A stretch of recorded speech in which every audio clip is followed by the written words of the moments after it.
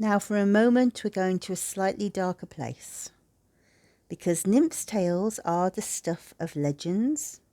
They were mysterious nature spirits who acted as intermediaries with the divine, bringing the land's prosperity, fertility to women, and protecting the nation's children. In return for these benevolent acts, nymphs have been repaid abysmally. They have been horrifically mistreated treated by the patriarchy. Stories tell how gods raped them, molested them, and even killed nymphs on occasion. I suppose that's not so different to how humans still treat nature today. But 2,000 years have passed since the heyday of the ancient Greek nymphs, and there have been many retellings of their stories. But it's only recently, since girls have been given equal rights to education, that we can hold the stories up to the light and turn them in our hands to inspect them. Looking at their tales through a feminist lens, we can see writers have not only distorted them sexually to make them vulgar, but they have stolen their rights and sanctity. They have taken outrageous liberties and diminished male-inflicted atrocities upon the females. Today we are clear that to say Europa was abducted by Zeus when he changed himself into a bull, then they had children, is inadequate. It betrays the sisterhood of the nymphs. We should be clear that Zeus is the active participant here. Zeus raped Europa and got her pregnant. The nymph Daphne was one of Artemis's chaste priestesses. But when Apollo's eye fell upon her, he deemed her desire for sacred service as less important than his own to possess her.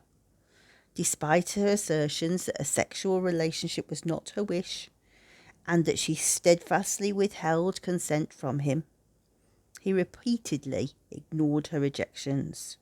She could not escape his advances. When finally she could no longer summon the fight to run from him, she decided to relinquish her human form and shapeshift into a tree as a deterrent. But Apollo remained undeterred. Determined to get his own way, he circled her transformed body with his arms and continued to fondle and molest her. What's more, we reinforce the abuse every day, even today, as we observe his instruction that Daphne's laurel leaves should always be worn as a crown to worship him when celebrating achievement or victory. Awards of poet laureate or even obtaining a baccalaureate feel tainted by Apollo's gloating of victory over her, not just over her body, but to his superior thinking. The patriarchal way is to dominate, to order, and to take. And just look what this has done to Gaia. But every day, the divine feminine rises just a little bit more, and she is quickly gaining momentum.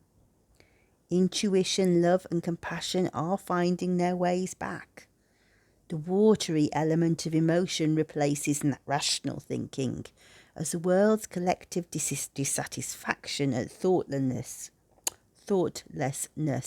and inequality pours out. Little by little, Artemis, the goddess most associated with the nymphs, is calling her army back to her, and her awesome power is about to blow. Mark my words, by 2026 her name will be on every mortal's lips, when the Artemis 3 mission will take the first woman and the first person of colour to the moon, and humans will walk upon it again for the first time in more than 50 years. But this time, the mission is not just to go there, but to work out how to stay there and to assess the moon's water. Now, there's a lot of information in that short section, so let's recap a little. In 2009, the Indian Space Agency's mission Chandrayaan-1 brought back data revealing that water ice exists on the surface of the dark side of the moon. Then in 2020, further data revealed the existence of water on its sunlit side too, in a part called Clavius Crater. It's about the amount of a 12-ounce bottle of water per cubic metre. And this information was brought to us by the Stratospheric Observatory for Infrared Astronomy, whose name is Sophia, which also means divine feminine wisdom.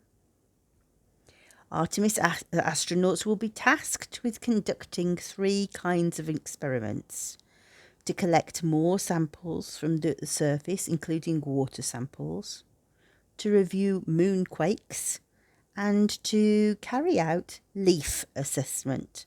And LEAF, again, is an acronym, but it does stand for Lunar Effects on Agricultural Flora. So their objective will be to explore the possibility of leaf-sustaining habitats.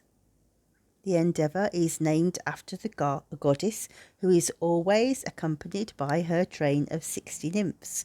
Artemis, of course, was an aspect of the moon and everything that moonlight touches, but she's also the holder of the knowledge of herbal medicine. Now, one of the astronauts chosen for this mission will most certainly be female, because that is one of the equality objectives of the mission. And as things stand at the moment, will in all probability be Jessica Watkins, a 37-year-old black woman. Likely, the global media will hear praise for the Artemis accomplishments from the United States President, also a woman of colour. 2,000 years ago, priestesses in ancient Greece were seen as being powerful intermediaries with the divine, and that may indeed have been so. But women did not have power, not tangible decision-making power that could change reality. But you do. They did not have the freedom to go out in the world without a chaperone, to use their time exactly as they wanted, but most of us here do. Well, I hope that's the case, at least. Nymphs have the power to take up arms with Artemis, to point their arrows in the direction of anything they want to, be that vengeance, justice, or progress. Where they previously exercised their right to exact change in ethereal realms, you women can influence right here in your physical world. Or perhaps I should say worlds, because scientifically, female dominance is about to become interstellar. And even without considering what that means for humans, what about any water nymphs who might be hanging out with Artemis on the moon? I mean, it's just obvious to me. Artemis is never found without her train of nymphs. There will at least be water nymphs up there with her. And then also these new plants. They'll all have life signatures too. Sorry for getting carried away, but it's all too exciting for Earth's nymphs to consider. We can't stop going on about it. There may be so much new information that needs to be integrated by ethereal nymphs. So then perhaps it's no surprise that Artemis raised the battle cry and called out for service to her nymphs, and that those of the water, the plant, animals, rocks, trees fall down before her.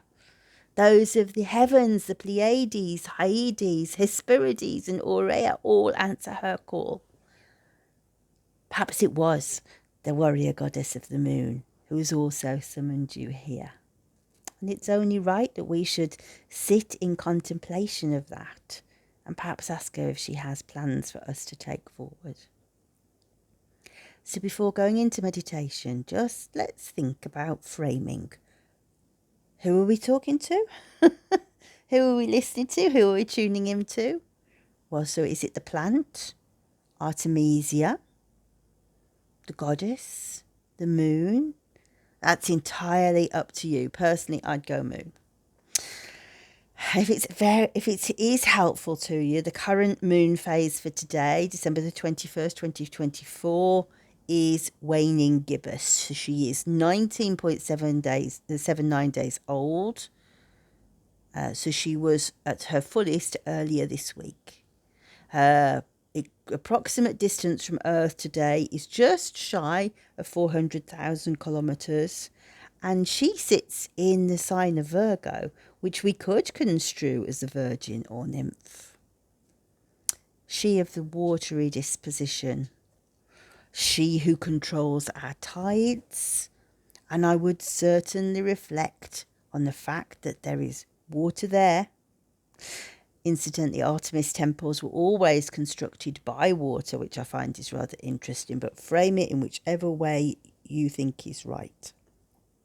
We won't go into the actual what you might want to consider a more specific symbolism of the moon. Don't forget that you want, the more precisely you frame an objective, the more attention and energy you move to it. So layer the symbolisms, if you like. So the moon is emotions, intuition. You might think of the water on the dark side. The dark side represents that side of ourself that no one sees. And if it's on the light side, bringing illumination to something, reflecting on it. So many different ways you could go to it from this personal point of view. But most nymphs set aside a little time each week to check in with Gaia and Artemis to see where work can be done for the planet. So you might want to ask her for ideas in the ways that you can work to be helpful.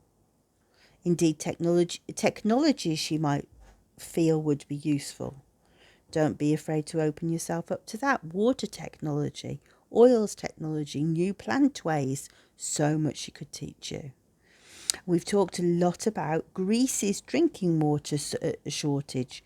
One of the most novel technologies being used to remedy that at the moment is to distill seawater to separate the salt out of it. So that's concrete proof that most of us here already hold usable knowledge. We'd perhaps just never thought of using it.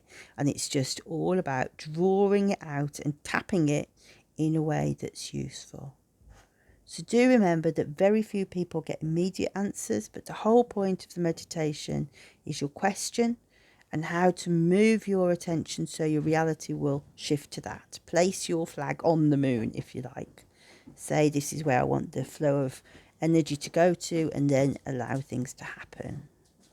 So if we take a minute or two to just decide what our question will be, then galvanize it in our brains.